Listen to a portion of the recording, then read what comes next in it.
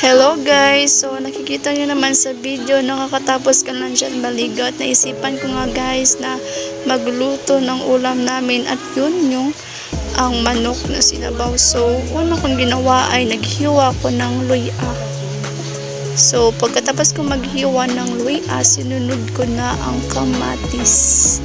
So ayan na guys, naghiwa-hiwa lang ako at nakalimutan ko na nga i-video yung iba. Kaya nag-prepare na lang ako ng mga sangkap na gagamitin ko. So yan yung mga gagamitin ko. Yan yung kapayas. Tsaka yung kalamunggay. At nakalimutan ko ding i-video. Isama sa video yung manok. So ayan yung manok. So may mga pula-pula pa yan guys. Pero malinis naman na yan. So ganyan talaga yung manok.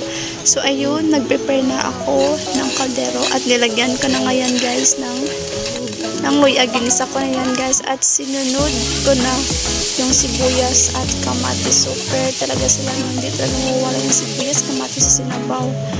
At yun, nilagay ko na yung manok dyan guys. So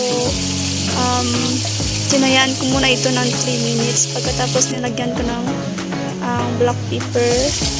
At ayun, tinaburan ko na ulit. At naglagay na ako ng tubig dyan guys. So papakulian ko yan ng 15 minutes. So ayun. So ayan na po yung ating finished product. So napaka real quick. At kumain na ako dyan guys. So kain po tayo.